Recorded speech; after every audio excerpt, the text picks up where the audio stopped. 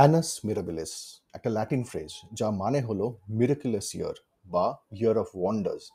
এটা এমন একটা বছরকে বোঝায় যে বছর অনেকগুলো রিমার্কেবল ঘটনা ঘটেছে। অ্যানাস মিরাবিলিসের সব থেকে ফেমাস এক্সাম্পল হলো 1666 1666।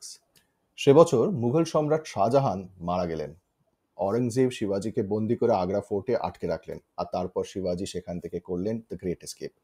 শিখদের 10th এবং শেষ গুরু গুরু গোবিন্দ সিং জন্মগ্রহণ করলেন। এদিকে বাংলায় মুঘল সৈন্য চট্টগ্রাম অ্যাটাক করে আরাকান সৈন্য মানে মগদের হারিয়ে চট্টগ্রাম দখল করে নিল আর নাম দিল ইসলামাবাদ। বাংলায় মগের মুল্লুকের এই শেষ। 1666 1666। ছোটবেলায় বাবার সাথে বসে দেখেছিলাম বিখ্যাত হরর ফিল্ম দি ওমেন, যেখানে স্যাটার্ন মানে শয়তানের ছেলে জন্মগ্রহণ করলো পৃথিবীতে আর তারপর ঘটলো ভয়ঙ্কর সব ঘটনা। সেই ছেলেটার মাথায় লেখা ছিল শয়তানের নম্বর 666। সারা রাত ঘুমোতে পারলাম না, ভোরের দিকে চলে এলো জ্বর। 30 বছর কেটে গেছে, কিন্তু আজও জীবনে তারপর থেকে কোনোদিন ভূতের সিনেমা দেখিনি। এই সবই আজকের গল্পের সেকেন্ডারি ঘটনা। প্রাইমারি ঘটনাটা হলো মডার্ন সায়েন্স আর ম্যাথমেটিক্সে গ্রাউন্ড ব্রেকিং অ্যাডভান্সমেন্ট, যার পুরোধা ছিলেন sir Isaac Newton for his calculus, optics and universal gravitational rules. Newton প্রায় একার হাতে বদলে দিলেন মডার্ন সায়েন্সের পুরো খোল নলছে। গত 500 বছরের মধ্যে এইরকম যুগান্তকারী বছর অ্যানাস মিরাবিলিস আর মাত্র এক বছরই এসেছিল, 1905, যে বছর বার্ন শহরে এক ইহুদি ক্লার্ক 4টে সায়েন্টিফিক পেপার পাবলিশ করেন। ফার্স্ট পেপার, ম্যাক্স প্ল্যাঙ্কের কন্ট্রোভার্সিয়াল থিওরির উপর এই ভদ্রলোক এক ধাপ এগিয়ে গিয়ে প্রপোজ করলেন যে সমস্ত কিছু এমনকি লাইটও কোয়ান্টা দিয়ে তৈরি, পরবর্তীকালে যাকে আমরা চিনব ফোটনস বলে। দ্বিতীয় পেপার, ব্রাউনিয়ান মোশন, তার মাধ্যমে কনক্লুসিভ থিওরিটিক্যাল এভিডেন্স দিলেন যে অ্যাটমস আর মলিকিউলস এক্সিস্ট করে। This marked a pivotal moment in the kinetic theory of matter. তৃতীয় পেপার, টাইম আর স্পেস মোটেই অ্যাবসলিউট নয়, they are relative, theory of relativity redefined how we understand the universe. এবং fourth, mass energy equivalence আর তার ছোট্ট formula E=mc²। এই সিরিজে প্রথম পর্বটা শেষ করেছিলাম ইউরোপের ম্যাসিভ আর্মস রেস শুরু হওয়া দিয়ে। আর এই আর্মস রেসের চূড়ান্ত রূপে আত্মপ্রকাশ হলো ওয়েপনাইজেশন অফ কোয়ান্টাম ফিজিক্সের মধ্যে দিয়ে, অ্যাটম বম, যার এখনো আসতে 40 বছর দেরি, কিন্তু তার থিওরিটিক্যাল ফ্রেমওয়ার্ক দিয়ে দিলেন অ্যালবার্ট আইনস্টাইন এই 1905-এই। সাদে কি আর বলা, অ্যানাস মিরাবিলিস। এই সিরিজে আগের পর্বে ছেড়ে এসেছিলাম সেই অটোমান সুলতান আব্দুল হামিদকে, যিনি কনস্টিটিউশনকে সাসপেন্ড করে পুরো রাজত্বটাকে একটা স্পাই স্টেটে পরিণত করেছেন। এইবার তার সাম্রাজ্যে ঘটল 3টে ঘটনা। ইয়াং টার্ক গ্রুপের উত্থান, ইটালি এবং টার্কদের মধ্যে যুদ্ধ, আর তৃতীয় দ্য ফার্স্ট বলকান ওয়ার। একে একে ঘটনায় আসি। প্রথম ঘটনা, ইয়ং টার্ক গ্রুপের উত্থান, যারা কনস্টিটিউশনকে ফিরিয়ে আনার প্রচেষ্টায় জোর কদমে নেমে পড়ল। এই ইয়ং টার্করা একটা রিফর্মিস্ট গ্রুপ। এই গ্রুপে যোগ দিল military officer, bureaucrat, students are Ottoman ইন্টেলেকচুয়ালসরা। এই ইন্টেলেকচুয়ালস মানে বুদ্ধিজীবীদের সাথে পশ্চিমবঙ্গে আজকালকার দিনে একটা ভীষণ নেগেটিভ কনোটেশন জুড়ে গেছে, কিন্তু বুঝতে হবে যে এরাই কিন্তু একটা রেজিমের লেজিটিমেসিকে ডিফাইন করে। এই ইয়ং টার্কসদের উদ্দেশ্য ছিল অ্যাবসলিউট মনার্কি সরিয়ে কনস্টিটিউশনকে রিইন্ট্রোডিউস করা, পুরো অটোমান সাম্রাজ্যকে মডার্নাইজ করে পার্লামেন্টারি গভর্নেন্স চালু করা। মানে বুঝতেই পারছেন, অনেকটা ব্রিটিশ পার্লামেন্টারি মনার্কির মতো একটা সিস্টেমের ভিশন নিয়ে এরা মাঠে নেমেছিল। এদিকে আর্মি অফিসাররা সালোনিকাতে একটা রিভোল্ট করলো অটোমান সুলতান আব্দুল হামিদের বিরুদ্ধে। এইবার sultan was forced to restore the constitution and reconvene the Ottoman parliament. Ottoman হিস্ট্রিতে একে বলা হয় দ্য সেকেন্ড কনস্টিটিউশনাল ইরা। আর এর সাথে সাথেই for the first time in decades the sultan's power was legally limited. কিন্তু যারা সুলতানের পুরনো সাপোর্টার, তাদের কি হবে? তারা তো ইসলামিক রিলিজিয়াস কনজারভেটিভ। তারা এবার কিছু আর্মি ইউনিটস নিয়ে ইস্তানবুল মানে অটোমান এম্পায়ারের ক্যাপিটাল করলো অ্যাটাক। মনে রাখতে হবে, অটোমান সুলতান কিন্তু সমস্ত ইসলামের পলিটিক্যাল হেড বা ক্যালিফ এবং ইসলামের রক্ষাকর্তা। তার রাজত্বের মধ্যেই আসছে মক্কা, মদিনা এবং প্যালেস্টাইন। অতএব এই দলটা চাইছিল শারিয়া ল এস্টাবলিশ করতে। পার্লামেন্টকে তারা মানেই না, আর এই সব রিফর্ম টিফর্ম হলে একদম বাজে ব্যাপার। এইবার এই কনজারভেটিভ ফ্র্যাকশনের সাথে ইয়াং টার্ক ফ্র্যাকশনদের হলো দুরন্ত যুদ্ধ। এই যুদ্ধে ইয়াং টার্করা যায় জিতে, কনজারভেটিভরা হেরে গেল পালিয়ে। এবারে ব্যাপারটা ঘোরালো হয়ে উঠল। সুলতান আব্দুল হামিদকে সম্পূর্ণ ক্ষমতাচ্যুত করে এক্সাইলে পাঠিয়ে দেওয়া হলো এবং আব্দুল হামিদের ভাই মেহমেদ ফাইভকে করা হলো সুলতান। এই নতুন সুলতান একেবারেই ক্ষমতাশূন্য একটা পজিশন, কোনো পাওয়ারই আর তার থাকলো না, জাস্ট একটা সেরিমোনিয়াল পজিশন হয়ে উঠল। অটোমানদের দীর্ঘ ইতিহাসে এই প্রথম সুলতানকে অ্যাসাসিনেট না করে একটা কনস্টিটিউশনাল প্রসেসের দ্বারা সরিয়ে দেওয়া হলো। রিলিজিয়াস স্কলার আর কনজারভেটিভরা মনে করলো এটা একটা ওয়েস্টার্নাইজেশন এবং moral decay. This mark the beginning of a shift from multi ethnic Islamic empire to secular Turkish statehood. এইবার আসি দ্বিতীয় ঘটনায়, ইটালি এবং টার্কদের মধ্যে যুদ্ধ। Italy, inspired by the colonial powers like France and Britain, wanted its own African empire. It invaded Tripolitania and Cyrenaica. এই সাইরিনাইকা হলো আজকের মডার্ন লিবিয়া। এই দুটো টেরিটরি ছিল অটোমান এম্পায়ারের টেরিটরি। ইতালির এই পদক্ষেপ শুধু উপনিবেশ দখলের লড়াই ছিল না, এটা ছিল মুসলিম শক্তির পতনের প্রতীক। এই যুদ্ধের দুটো নতুন টেকনোলজি ইউজ করা হয়, যেগুলো কথা না বললেই নয়। প্রথম, এরিয়াল বম্বিং। ইতিহাসে প্রথমবার যুদ্ধ বিমান থেকে বোমা ফেলা হয়। ছবিটা দেখুন, একে বলা হয় এয়ারশিপ। এবার এই ছবিটা দেখুন, পিছনে সাদা জামা পরা যাদের দেখা যাচ্ছে তারা হলো লিবিয়ার মুজাহিদিনরা। টার্কিশ রেগুলার আর্মির সাথে লড়তে এসেছে ইটালিয়ানদের এগেনস্টে। মুজাহিদিন শুধু আমেরিকাই তৈরি করেনি আফগানিস্তানের সোভিয়েত রাশিয়ার সাথে যুদ্ধ করার জন্য। ইসলামে এই ইরেগুলার আর্মি ইউজ করাটা বহু পুরনো একটা প্রথা। আর মুজাহিদিনদের সামনে দাঁড়ানো এই ভদ্রলোক হলো মুস্তাফা কেমেল আতাতুর্ক। দারুণ ইন্টারেস্টিং এক character. He will become a field marshal and eventually a revolutionary Statesman, এবং পরবর্তীকালে ইনিই হবেন মডার্ন টার্কির ফাউন্ডিং ফাদার। কিন্তু এই সময় ইনি লিবিয়ার ডার্না সেক্টরের একজন কমান্ডার। এবার আসি দ্বিতীয় একটা টেকনোলজিতে। This was another absolutely breakthrough technology. Italian সোলজাররা লিবিয়া এবং ট্রিপলিটানিয়ার ল্যান্ড করার পরেই একটা network of wireless telegraphy station establish করতে শুরু করে। ইলেকট্রোম্যাগনেটিক ওয়েভের সাহায্যে, প্রধানত রেডিও ওয়েভসের দ্বারা লং ডিস্টেন্স ওয়্যারলেস কমিউনিকেশন করা শুরু করলো ইটালিয়ান আর্মি। ইটালিয়ান আর্মির সাথে আরও একজন এই পুরো জিনিসটা ম্যানেজ করতে এসে পৌঁছলো লিবিয়াতে, গুগলিয়েলমো মার্কনি। এই সেই মার্কনি যে কিনা জগদীশচন্দ্র বসুর সম্পূর্ণ রিসার্চ পেপারটা হালকা করে নিজের নামে চালিয়ে হয়ে গেলেন the inventor of wireless টেলিগ্রাফি। Jagadish Bose মনে করতেন যে সমস্ত invention should be freely available to everyone so that it can be utilised for human betterment. তাই তিনি তার কোনো ইনভেনশনের পেটেন্ট নেননি। মহৎ চিন্তা, কিন্তু বুঝতে হবে যে এই সময় every bloody damn scientific progress was weaponised by the European powers. Marconi ঠিক সেটাই করেছে, এবং এই ইটালো টার্কিশ যুদ্ধের সময় পুরো জিনিসটার ফিল্ড টেস্টিং হয়ে গেল। ততদিনে বীতশ্রদ্ধ হয়ে জগদীশ বসু রেডিও ওয়েভসের রিসার্চ থেকে দূরে চলে এসেছেন। একদিকে মেজর রিসার্চ পাবলিকেশন তিনি মগ্ন, সিরিজ অফ পেপার পাবলিশ করছেন ইউরোপের সায়েন্টিফিক কমিউনিটিতে, সাথে লিখছেন তার বই the physiology of the accent of sap. অন্যদিকে তিনি নেশন বিল্ডিং এর কাজে হাত লাগিয়েছেন, ইনস্টিটিউশন তৈরি করছেন।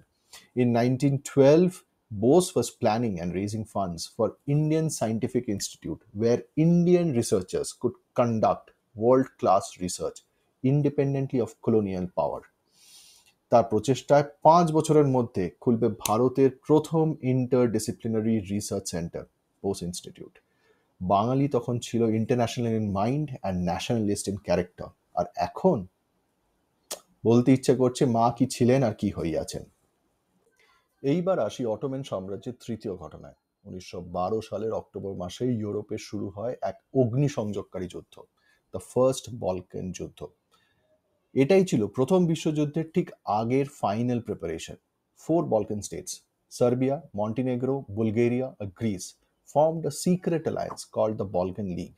Their goal was to push the Ottoman Empire entirely out of Europe and divide its remaining European territories among themselves. প্রত্যেকের টেরিটোরিয়াল এইমস ছিল, মানে একসাথে হায়নার আক্রমণ, বিশাল সাম্রাজ্যকে ভেঙে ছোট ছোট করে দখল করে নাও। এই যুদ্ধে অটোমানরা হিউমিলিয়েটিং ডিফিটের সম্মুখীন হলো। Within weeks they lost most of their European territories except a small strip near Constantinople, মানে আজকের দিনের ইস্তানবুল। এই তিনটে ঘটনা, ইয়ং টার্ক গ্রুপের উত্থান, ইটালি এবং টার্কদের মধ্যে যুদ্ধ আর দ্য ফার্স্ট বলকান ওয়ার, শুধু অটোমান এম্পায়ারকে একটা পসিবল ধ্বংসের মুখে এনে দাঁড় করিয়ে দিল তাই নয়, এই আব্দুল হামিদের ডিপোজিশনের এফেক্টটা হলো সাংঘাতিক। It sent a shock wave through the Islamic world. কারণ ট্র্যাডিশনাল বিলিফ হলো যে obedience to the caliph was a religious duty. এই বেসিক বিশ্বাসটাকেই চ্যালেঞ্জ করলো এই ঘটনা। ক্যালিফ বা খলিফা হলো ইসলামের সবার উপরে। তাই সারা পৃথিবীর মুসলিমদের মনে হলো যেন এটা rupture of Islamic political unity. বুঝতে হবে এর জাস্ট 50 বছর আগেই ইন্ডিয়াতে 1857 সিপাহী বিদ্রোহের সময় শেষ মুঘল বাদশাহ বাহাদুর শাহ জাফরকেও ডিপোজ করে বাদশাহী ব্যাপারটাই অবলুপ্ত করে দেওয়া হয়েছে। আর 50 বছর বাদে খোদ ইসলামের খলিফাকেই দেওয়া হলো সরিয়ে। ভারতের এক্সপিরিয়েন্স এই ঘটনাগুলোর সাথে ওতপ্রোতভাবে জড়িত, কিন্তু সেটা বুঝতে হলে তখন ভারতের পাওয়ার স্ট্রাকচারটা একটু বুঝে নিই। তখন ব্রিটিশদের দুটো পাওয়ার সেন্টার ছিল ভারতে। একটা, administrative decision, political activity, trade, diplomacy এই সমস্ত কিছু আসবে ভাইসরয়ের আন্ডারে। কিন্তু অপরদিকে আর্মি, নেভি, এয়ারফোর্স তখনও শুরু হয়নি, আসবে কমান্ডার ইন চিফের আন্ডারে। লর্ড কিচনার তখন কমান্ডার ইন চিফ, মানে দুটো প্যারালাল পাওয়ার সেন্টার। এবারে কার্জন চাইছেন যে সেই সময় মিলিটারি অ্যাফেয়ার্স পুরোটা এই সিভিল অ্যাডমিনিস্ট্রেশনের আন্ডারে চলে আসুক। লর্ড কিচনার এটা সাংঘাতিক বিরোধিতা করছেন যে মিলিটারি অ্যাফেয়ার্স ইন্ডিপেন্ডেন্ট থাকবে, কিছুতেই সিভিল অ্যাডমিনিস্ট্রেশনের আন্ডারে যাবে না। দুজনেই ঝগড়াঝাটি করে লন্ডনে চিঠি লিখলেন ব্রিটিশ আর্মি এস্টাবলিশমেন্ট আর সেক্রেটারি অফ স্টেটকে। প্রচুর পর্যালোচনা হলো লন্ডনে এবং লন্ডন ফাইনালি সাপোর্ট করলো লর্ড কিচনারকে। ব্যাস, কার্জনের ইগোতে লেগে গেল আর তার থেকেই এলো রেজিগনেশন। কার্জন পর্ব শেষ করার আগে টুক করে বলে যাই যে আজকের দিনে কলকাতার যে ল্যান্ডমার্কটা সব থেকে পরিচিত সারা পৃথিবী এবং ভারত জুড়ে, সেটা কিন্তু কার্জনেরই অবদান। মুঘল গ্র্যান্ডার এবং পাওয়ারের আলটিমেট নিদর্শন হলো শাহজাহানের বানানো তার বেগমের জন্য পৃথিবীর সব থেকে সুন্দর সমাধি, তাজমহল। 1901-এ কুইন ভিক্টোরিয়া মারা যাওয়ার পর তার লেগেসিকে কমেমোরেট করার জন্য এই কার্জন একটা স্টেটলি বিল্ডিং তৈরি করার সিদ্ধান্ত নেন, যেটা হবে ব্রিটিশদের ইম্পেরিয়ালিজমের আলটিমেট মার্কার। তাজমহল যে মার্বেল পাথর দিয়ে বানানো, মকরানা মার্বেল, সেই মার্বেল পাথর রাজস্থান থেকে আনিয়ে কলকাতায় তৈরি হলো ভিক্টোরিয়া মেমোরিয়াল। কার্জন দেশ জুড়ে ফান্ড রেজ ড্রাইভ করলেন। বড় বড় ইন্ডাস্ট্রিয়ালিস্ট, দেশীয় রাজা মানে প্রিন্সলি স্টেট এবং সাধারণ মানুষের থেকে কালেক্ট করা হলো বিশাল অঙ্কের টাকা। মাছের তেলে মাছ ভাজা আর কাকে বলে দাদা। কিন্তু ইতিহাস বড়ই নিষ্ঠুর। আজ Victoria Memorial stands not just as a colonial monument but also as a museum where Indian independence exhibits are displayed. এই ইন্দো সারাসেনিক রিভাইভালের স্টাইল মানে ইউরোপিয়ান আর মুঘল আর্কিটেকচারের যে ব্লেন্ড, তাতে বানানো খুব অল্প সংখ্যক বিল্ডিংয়ে আছে ভারতে তথা পৃথিবীতে। তা প্রত্যেকটা এক একটা আইকনিক বিল্ডিং। ভিক্টোরিয়া মেমোরিয়াল দেখুন, white marble domes, Mughal arches, British স্ট্যাচুয়ারিতেরা একেবারে চারদিক ছেয়ে গেছে। Madras High Court, red sandstone, onion domes, jali work, Mughal arches. Mysore Palace, Hindu Islamic Gothic styles with domes and arches. Victoria Terminus, এখন যেটা ছত্রপতি শিবাজি টার্মিনাস বম্বেতে, fusion of Gothic spires and Mughal domes. শুধু ভিক্টোরিয়া মেমোরিয়ালের ওপরেই পরি ঘোরে না, এই ভিক্টোরিয়া টার্মিনাসের ওপরেও আছে একটা স্ট্যাচু, তার নাম হলো সিম্বল অফ প্রোগ্রেস। আচ্ছা, রেল স্টেশনের উপরে এরকম মূর্তি কেন? কারণ it represents the modernizing mission of the British Empire, railways as engines of civilization. Architecture আর সিম্বলিজম নিয়ে বলতে গেলে আবার একটা নতুন ব্লগ হয়ে যাবে। যাই হোক, কার্জনের পর ভাইসরয় হলেন লর্ড মিন্টো। সেই সময় চারিদিকে আগুন, লিটারাল সেন্সে। একদিকে বঙ্গভঙ্গের আগুন আর অন্যদিকে ইন্ডিয়ান সামার, মানে কি জ্বলুনি পুরুনি অবস্থা। ভাইসরয় তখন সামার ক্যাপিটাল সিমলায় চলে গেলেন। একটা ডেলিগেশন পৌঁছলো সিমলায় ভাইস রিগাল লজে। ডেলিগেটসদের মধ্যে কয়েকজন উল্লেখযোগ্য, আসুন দেখি তারা কি বলল। ডেলিগেটসরা গিয়েই তারা ডকুমেন্ট জমা দিলেন ভাইসরয়কে যে ভারতে মুসলমানদের অধিকার কিভাবে রক্ষা করতে হবে। আজকালকার ভারতে পলিটিক্যাল পরিস্থিতিতে আমরা এই মুসলিম লিডারদের কারোর নাম শুনি না, কিন্তু বুঝতে হবে তখন ভারতীয় ইন্ডিপেন্ডেন্সের চেষ্টা করছে আর এই মুসলিম লিডাররা কিন্তু আখের গোছানোর ধান্দায় তার অপোজিটে গিয়ে, সেই প্রচেষ্টার অপোজিটে গিয়ে টু নেশন থিওরি নিয়ে মাঠে নেমে পড়েছে।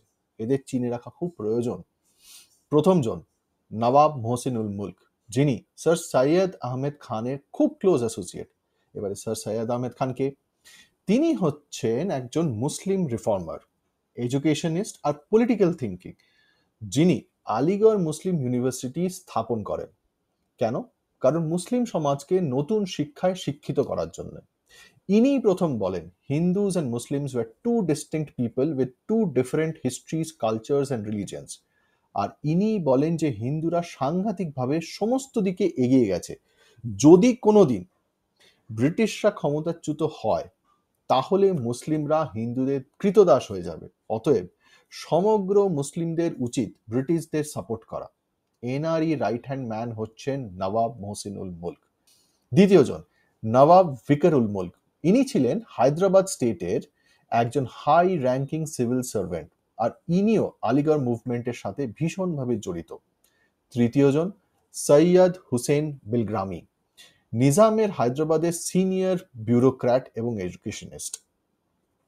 ইনি হায়দ্রাবাদে ফরেন অ্যাফেয়ার্স দেখতেন, and he acted as a liaison between British India and multiple princely state, যেমন ভোপাল, রামপুর, পাটিয়ালা, কাশ্মীর। চতুর্থজন ঢাকার নবাব মানে খোয়াজা সালিমুল্লাহ, ভীষণ ওয়েলদি ফ্যামিলির ইনফ্লুয়েন্সিয়াল জমিদার পরিবারের ছেলে। মোটামুটি এনার অ্যাডভোকেসিতেই বেঙ্গলে হিন্দু মুসলিম বিদ্বেষের বীজ বপন হয়। ইনি হলেন father figure of Muslim politics in eastern Bengal. আর ডেলিগেশনের লিডার মানে এদের সকলকে লিড করছিলেন স্যার সৈয়দ আগা খান, ভীষণ ইন্টারেস্টিং একজন ক্যারেক্টার। আগা খান হলেন 48th imam of the Shia sect Nizari Ismailis, মানে spiritual leader of the Nizari Ismaili Muslims, যে কারণে he held immense influence over Ismaili communities, যারা না India, Central Asia, East Africa এবং তারও দূরে কিছু কিছু তো ইউরোপেও স্প্রেড করে রয়েছে। লর্ড মিন্টো এই ডেলিগেশনকে পেয়ে কি খুশি! মাথায় রাখবেন না কোলে বসাবেন বুঝতে পারছেন না। সত্যিই তো, মুসলিমদের অধিকার তো রক্ষা করতেই হবে। হিন্দুরা পুরো আম খেয়ে চলে যাচ্ছে আর মুসলমানদের জন্য পড়ে থাকছে শুধু আটি। ঢাকার নবাব খাজা সালিমুল্লাহ বসত বাড়িতে 3 মাসের মধ্যে ডিসেম্বর মাসে 1906 ফর্ম করা হলো অল ইন্ডিয়া মুসলিম লীগ। খাল কেটে কেরম কুমির আসলো আমাদের এই বাংলায় দেখুন। মুসলিম লীগের প্রেসিডেন্ট হলো সেই আগা খান। আর এই 3 বছরের মধ্যে মুসলিম লীগের দাবিতে এই লর্ড মিন্টো 1909 আনলেন কুখ্যাত ইন্ডিয়ান কাউন্সিলস অ্যাক্ট, যাতে ফর দ্য ফার্স্ট টাইম মুসলিমরা they were given separate electorates, meaning Muslim voters would elect only Muslim representatives. হিন্দুদের ক্ষেত্রে কিন্তু সেবালাই নেই, সেখানে হিন্দু মুসলমান সকলেই হিন্দু রিপ্রেজেন্টেটিভকে ভোট দিচ্ছে। This legitimized communal representation in Indian politics and set the stage for future divisions. কয়েক বছরের মধ্যে অডেশিয়াস এফর্ট, খিলাফত মুভমেন্ট শুরু হচ্ছে ইন্ডিয়াতে টু রিইনস্টেট খলিফা, নাকি ভারত থেকে নতুন খলিফা নির্বাচনের জন্য, যার সাম্রাজ্য সমস্ত মিডল ইস্ট, সেন্ট্রাল এশিয়া এমনকি আফ্রিকা অব্দি বিস্তীর্ণ হবে। এই মুভমেন্টের লিডারদের মধ্যে প্রথমজন সেই সময় মুসলিম লীগের প্রেসিডেন্ট ডক্টর মুখতার আহমেদ আনসারি, যিনি ইন্টারন্যাশনাল ডেলিগেট পাঠান বিভিন্ন জায়গায় to spread the pan Islamic movement internationally. দ্বিতীয়জন Maulana Abul Kalam Azad, the only Islamic scholar in the leadership, যিনি 1923-এ ইন্ডিয়ান ন্যাশনাল কংগ্রেসের প্রেসিডেন্ট নির্বাচিত হন, কিন্তু কি করে হন সেই নিয়ে আছে বিরাট কন্ট্রোভার্সি। এবং তৃতীয়, most importantly, Mohandas Karamchand Gandhi, the only non Muslim to be part of the leadership. Non cooperation মুভমেন্টের সাথে খিলাফত মুভমেন্টকে জুড়ে দিয়ে সাপোর্ট মোবিলাইজ করে এবং মেইন স্ট্রিম ইন্ডিয়ান পলিটিক্সে মুভমেন্টের সাথে এই প্যান ইসলামিক মুভমেন্টটাকে জুড়ে দেওয়ার চেষ্টা করে he became a very very controversial political figure. Indian রেভলিউশনের দুটো প্রধান শাখা ছিল, সশস্ত্র ন্যাশনালিজম আর ব্রিটিশদের পাচাটিজম। এর সাথে এবার যুক্ত হলো তৃতীয় অ্যাঙ্গেল, ইসলামিক থিওক্রেটিক রুলে ফিরে যাওয়ার দাবি। মানে চূড়ান্ত কন্ট্রাডিকশন। অটোমান সাম্রাজ্যে ইয়াং টার্করা থিওক্রেসি সরিয়ে ন্যাশনালিজম আনছে, আর ভারতে তার উল্টো, ন্যাশনালিজম সরিয়ে থিওক্রেসি চালু করার চেষ্টা হচ্ছে। মানে করছেটা কি? আর ভবানী মন্দির, মাতৃ আরাধনা সব গেল সাইডে। কমপ্লিট থিওলজিক্যাল বেসটাই ডিজোন করে দেওয়ার প্রচেষ্টা শুরু হলো এই সময়। এই মোক্ষম সময়ে আগা খান কিন্তু এই খিলাফত মুভমেন্ট থেকে নিজেকে দূরে সরিয়ে নিলেন এবং ধীরে ধীরে মুসলিম লীগের মেইন স্ট্রিম পলিটিক্স থেকে সাইডলাইন হয়ে গেলেন। এই সময় থেকে মেইন স্ট্রিম পলিটিক্সে ল্যাঙ্গুয়েজ নিয়ে একটা ডিভিশন তৈরি হয়ে যায়। আলিগড় মুভমেন্টে স্যার সৈয়দ আহমেদ খানের আইডিয়া ছিল Urdu should be adopted as the language of all Muslims in India. Urdu, যেটা ছিল একসময় আওয়াদের কোর্ট ল্যাঙ্গুয়েজ, ইভেনচুয়ালি যখন পাকিস্তান তৈরি হয় 47-এ, তখন সেটাকে প্রজেক্ট করা শুরু হলো as the national language of Pakistan. Lucknow থেকে বহু দূরে দুটো ডিসকানেক্টেড এরিয়া, ওয়েস্ট পাকিস্তান আর ইস্ট পাকিস্তানের উপর। ইস্ট পাকিস্তান এমনি বাংলা বলে, আর ওয়েস্ট পাকিস্তানে 5টা প্রভিন্স, NWFP মানে নর্থ ওয়েস্ট ফ্রন্টিয়ার প্রভিন্স বলে পশতো বা দারি, ওদিকে বালুচিস্তান প্রভিন্স বলে বলোচি, সিন্ধ প্রভিন্স বলে সিন্ধি, পাঞ্জাব প্রভিন্স বলে পাঞ্জাবি, আর কাশ্মীরকে যদি ধরি তাহলে তারা বলে কাশ্মীরি। ন্যাশনাল ইন্টিগ্রেশন হবে কোথা থেকে? শুধু রিলিজিয়ান ধুয়ে খেলেই কি আর হয়? উর্দুর ন্যারেটিভ নিয়েই যখন কথাটা উঠলো, তখন আরো কয়েকটা এক্সাম্পল দিই ন্যারেটিভ আর কাউন্টার ন্যারেটিভের। DL রায় মানে দ্বিজেন্দ্রলাল রায় 1908-এ সিরাজউদ্দৌলা নামক একটা নাটক লেখেন। এই সময় সত্যেন্দ্রনাথ দত্ত বহু নাটক ও কবিতা লেখেন সিরাজকে নিয়ে। হিস্টোরিক্যালি দেখলে সিরাজউদ্দৌলা প্রচন্ডভাবে ইমমরাল, নিষ্ঠুর একজন মানুষ, যার মধ্যে অ্যাডমিনিস্ট্রেশন চালানোর বিন্দুমাত্র ক্ষমতা ছিল না। অনেক যোগ্য নবাব প্রার্থী ছিল ঘাসেটি বেগমের হাজবেন্ড নওয়াজিস খান। পরবর্তীতে আমরা দেখি মীর কাসিমও যথেষ্ট কেপেবল। সিরাজ সম্বন্ধে এই কথাগুলো আমি বলছি না, সেই সময়কার Mughal historian, French historian, British historian এবং সকলেই বলেছে। সেই সময় কোনো লেখায় সিরাজ সম্বন্ধে একটাও ভালো কথা নেই। কিন্তু সিরাজের এই পার্সোনাল ক্যারেক্টারটাকে সরিয়ে রেখে শুধুমাত্র তার পরিস্থিতিটা তুলে নিয়ে এসে আর ব্রিটিশদের ষড়যন্ত্রকারী হিসেবে দেখিয়ে বঙ্গভঙ্গের কনটেক্সটে যখন প্রজেক্ট করা হলো অ্যাজ ভাগ্যহীন নবাব, বাংলার শেষ স্বাধীন নবাব ইত্যাদি, তখন সেই সমস্ত লেখা সাংঘাতিকভাবে যেন জনমানসে একটা আলোড়ন সৃষ্টি করলো। It gave a reason to fight against the British Raj, যে তোমরা আমাদের সাথে ষড়যন্ত্র করেছো, এবার আমরা তোমাদের হটাবো। একটা দ্বিতীয় এক্সাম্পল দিই। এই সময় লন্ডনে স্টুডেন্টদের একটা পপুলার থাকার জায়গা ছিল ইন্ডিয়া হাউস। সাভারকার তখন লন্ডনে। অভিনব ভারত গ্রুপ অলরেডি খুলে ফেলেছেন। আগের এপিসোডে বলেছি যে সাভারকারের পান্ডুরাং বাপাটকে পাঠিয়েছিলেন প্যারিসে, যেখানে তিনি গিয়ে অনুশীলন সমিতির হেমচন্দ্র দাসের সাথে আলাপ করেছিলেন। তারপর দুজনে মিলে এক রাশিয়ান অ্যানার্কিস্টের থেকে বোমা বানানোর একটা ম্যানুয়াল জোগাড় করেন। এই সব রেভলিউশনারি কাজকর্মের জন্য অলরেডি লন্ডনের ইন্ডিয়া হাউসের উপর ছিল স্কটল্যান্ড ইয়ার্ডের নজর।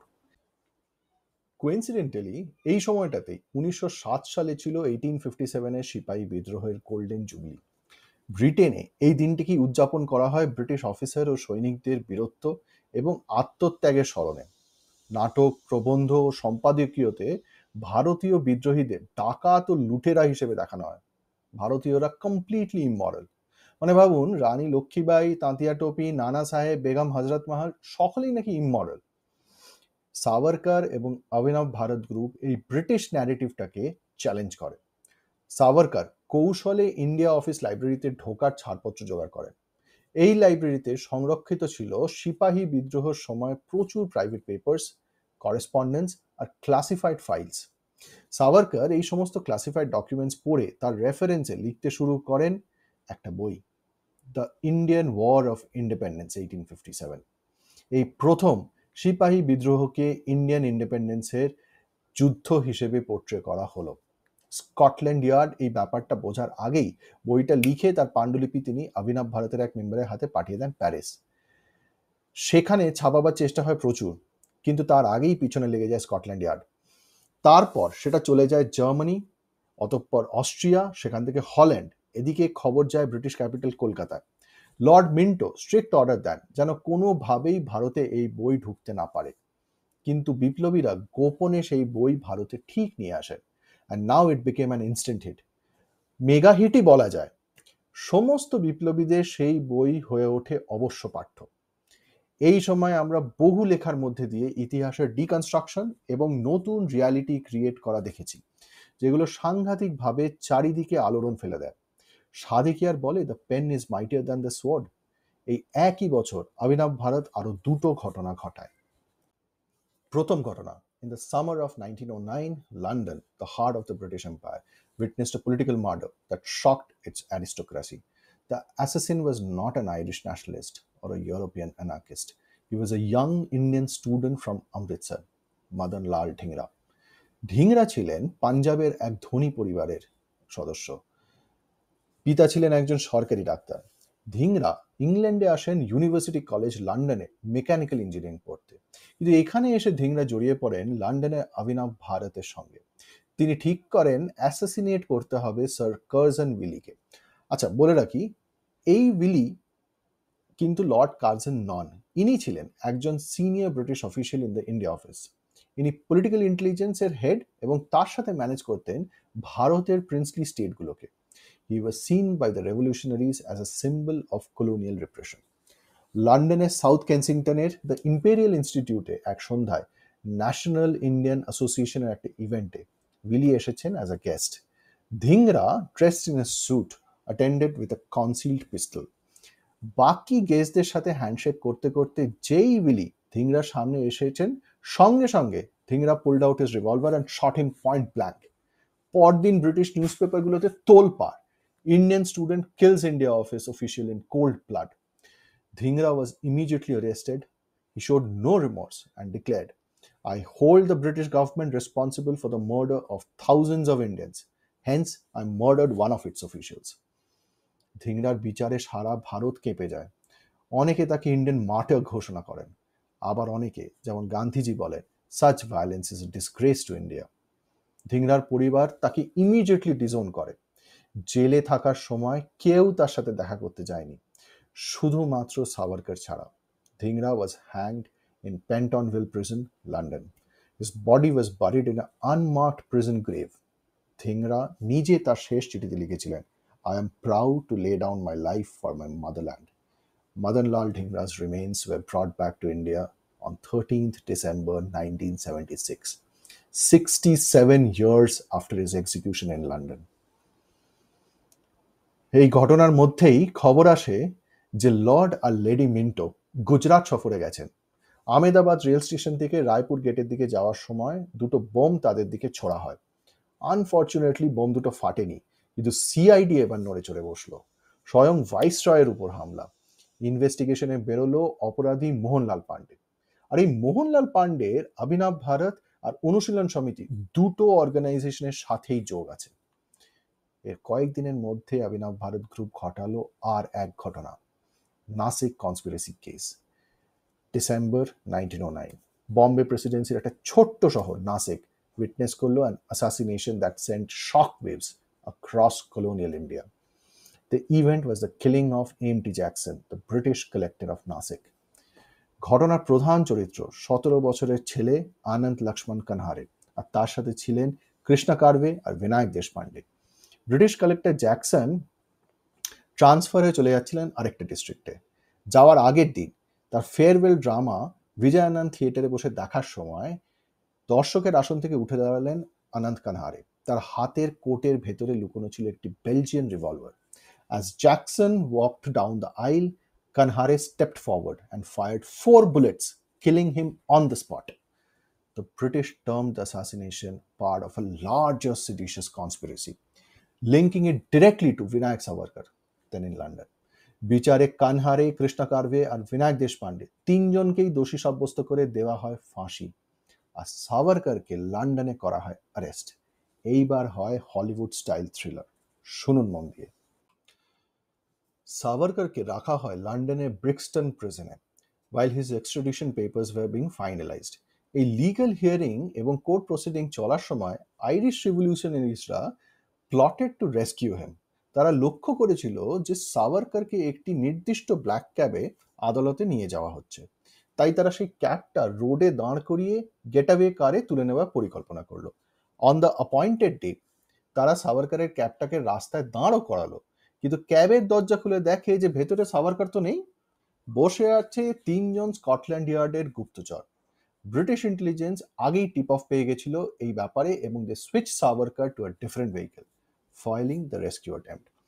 এই কয়েকদিনের মধ্যে কোর্ট প্রসিডিং হলো শেষ এবং তার এক্সট্রাডিশন পেপার সাইন করলো তখনকার secretary of state home affairs Winston Churchill. সেই চার্চিল যিনি 1943-এ জাপানি সেনাকে আটকাতে বেঙ্গলে স্কচড আর্থ পলিসি নেন, মানে সমস্ত খাবার দাবার সরিয়ে ফেলেন ওপেন মার্কেট থেকে, যাতে জাপানি সেনা যদি বার্মা থেকে ইন্ডিয়াতে ইনভেডও করে তাহলেও তারা না খেতে পেয়ে সারেন্ডার করে। খাবার সরিয়ে নেবার ফলে কাজ হলো উল্টো, দ্য গ্রেট বেঙ্গল ফেমিন, 30 লক্ষ সাধারণ মানুষ গেল মারা, লোকের দুয়ারে দুয়ারে আর্ত মানুষের হাহাকার, মা একটু ফ্যান দাও। ব্রিটিশ অফিসাররা লন্ডনে চিঠি লিখলেন যে এই ব্যাপারটা হয়ে উঠছে ভয়ঙ্কর, সম্পূর্ণ হাতের বাইরে বেরিয়ে গেছে, খাবার দাবার গোডাউন খুলে দিন। তখন চার্চিল বলেন যে if so is the case then how are the Bengalis breeding like rabbits. যুদ্ধের পর ইন্টারন্যাশনাল কোর্ট অফ জাস্টিসে নাজিদের জিউস হলোকাস্টের বিচার হলো, জাপানিজদের রেপ অফ নানকিং এর বিচার হলো, আর ছাড়া পেয়ে গেলেন চার্চিল। কেন? He should have been tried as a war criminal and hanged. ভারতে নিয়ে আসার জন্য সাভারকরকে তোলা হয় এস মোরিয়া নামের একটি জাহাজে। তার উপর নজরদারির জন্য থাকেন দুজন ব্রিটিশ অফিসার, একজন ভারতীয় অফিসার এবং দুজন ভারতীয় head constable. They never let him out of sight. এমনকি বাথরুম যেতে হলেও দরজা একটু খোলা রেখেই যেতে হতো। 7 জুলাই জাহাজ পৌঁছয় ফ্রান্সের মার্সেই শহরে। স্কটল্যান্ড ইয়ার্ড জানতো যে ফ্রান্সে ভারতীয় বিপ্লবী দল খুব অ্যাক্টিভ, তাই সাভারকরের উপর নজরদারি ছিল কঠোর। 8 জুলাই সকালে ভোর 6:15 তিনি বাথরুম ব্যবহারের জন্য পারমিশন চান। ব্রিটিশ অফিসার ঘুম জড়ানো চোখে তাকে নিয়ে যান এবং সেই বাথরুম ভালো করে না চেক করেই ওনাকে যেতে দেন। Savarkar lost no time and immediately opened the small porthole in the lavatory door. He was a thin man and began to squeeze himself out. জানলা দিয়ে অর্ধেক গলে যাওয়ার পর অফিসার উঁকি মেরে দেখে সাংঘাতিক ব্যাপার, কিন্তু তার চোখের সামনে সাভারকর পুরো জানলা দিয়ে গলে বেরিয়ে গিয়ে জাহাজ থেকে ঝাঁপিয়ে পড়েন জলে। তাড়াতাড়ি সাঁতরে পাড়ে উঠে দৌড়তে থাকেন একটা নির্দিষ্ট জায়গার দিকে। পিছনে ধাওয়া করে আসে তার সমস্ত পাহারাদাররা। ইতিমধ্যে ফ্রেঞ্চ পুলিশের ব্রিগেডিয়ার পেস্কিউ পাহারাদারদের পৌঁছবার আগেই সেই নির্দিষ্ট জায়গায় পৌঁছে সাভারকরকে অ্যারেস্ট করে ফেলেন। সাভারকর এবার বোঝাবার চেষ্টা করেন যে তিনি পলিটিক্যাল প্রিজনার, ফ্রান্সে অ্যাসাইলাম চান, কিন্তু ব্রিগেডিয়ার পেস্কিউ এক বিন্দু ইংলিশ জানেন না, ফল কিছুই বুঝলেন না। ইতিমধ্যে পাহারাদাররা এখানে এসে পড়ায় পেটি ক্রিমিনাল ভেবে সাভারকরকে তাদের হাতে তুলে দেন পেস্কিউ। এর জাস্ট মিনিট 5 মধ্যেই ভিভিএস আইয়ার, কেসি চট্টোপাধ্যায় এবং ম্যাডাম বিকাজি কামা রেস্কিউ গাড়িটা নিয়ে ওই জায়গাতেই পৌঁছন, কিন্তু ততক্ষণে অনেক দেরি হয়ে গেছে। এস মোরিয়া সাভারকরকে নিয়ে ভারতের উদ্দেশ্যে চলে যায়। এবার এদিকে ম্যাডাম কামা তখন ফরাসি সার্বভৌমত্বের অপমান বলে বিষয়টি ফরাসি মিডিয়ার কাছে তুলে ধরে। The French ambassador to Britain demanded that Savarkar be returned to France. The case was even debated in the French Chamber of Deputies. বিষয়টি নিয়ে ফ্রেঞ্চ আর ব্রিটিশদের মধ্যে ডিপ্লোম্যাটিক গন্ডগোল তুঙ্গে ওঠে। শেষ পর্যন্ত বিষয়টি দ্য আন্তর্জাতিক আদালত মানে দ্য হেগে পাঠানো হয়। এদিকে ভারতের সাভারকরের লয়াররা আদালতে বিচার প্রক্রিয়া অনেক দিন পর্যন্ত ঠেকিয়ে রাখেন যে আগে ইন্টারন্যাশনাল কোর্টে সিদ্ধান্ত হোক, তারপর ব্যবস্থা করা হবে বা শুনানি শুরু হবে এখানে। কিন্তু আনফর্চুনেটলি দ্য হেগের আন্তর্জাতিক আদালত অবশেষে রায় দেয় ব্রিটিশদের ফেভারে। এবার ভারতে সাভারকরের বিচার হয় এবং তাকে ডাবল লাইফ সেন্টেন্স মানে 50 বছরের জন্য সাজা দেওয়া হয় এবং দ্বীপান্তরিত করা হয় আন্দামান সেলুলার জেলে। This marks the end of first phase of Indian Revolution. এবার তৃতীয় পর্বে আমরা দেখব নতুন লিডারশিপ উঠে আসছে, নর্থ ইন্ডিয়াতে রেভলিউশন ছড়িয়ে যাচ্ছে। পাঞ্জাব, উত্তরপ্রদেশ, দিল্লি নেতৃত্বে রাসবিহারী বোস এবং শচীন্দ্রনাথ সান্যাল। বাঘা যতীন নেতৃত্ব ধরে নিয়েছেন অনুশীলন সমিতির। বেঙ্গলে এবারে রিগ্রুপ শুরু হয়ে গেছে। As early as 1912, the German Foreign Office had considered supporting the pan-Islamist and Bengali revolutionary movements in India to weaken the British position. 1914 গিয়ে অবশেষে কাইজার উইলহেলম তার চ্যান্সেলর মানে প্রাইম মিনিস্টারকে অথরাইজ করেন সরাসরি ইন্ডিয়ান রেভলিউশনে মদত দেওয়ার জন্য। এবং তারপর আসে ইন্টারন্যাশনাল রেভলিউশন, বার্লিন কমিটি, যে ঘটনায় ইন্ডিয়ান গভর্নমেন্ট ইন এক্সাইল প্রায় তৈরি হয়ে গেছিল। এবং তারপরে আসে সব থেকে সাংঘাতিক ঘটনা, গাদার রেভলিউশন, যে ইতিহাস আমাদের ইতিহাস বই থেকে আজ প্রায় অবলুপ্ত। শুধু পড়ে আছে কংগ্রেসের বিভিন্ন ফাইল ঠেলাঠেলি আর আর্জির গল্প। কিন্তু আজ এই অবধি, আবার দেখা হবে নেক্সট এপিসোডে। ততদিন অবধি subscribe and stay tune. Tata.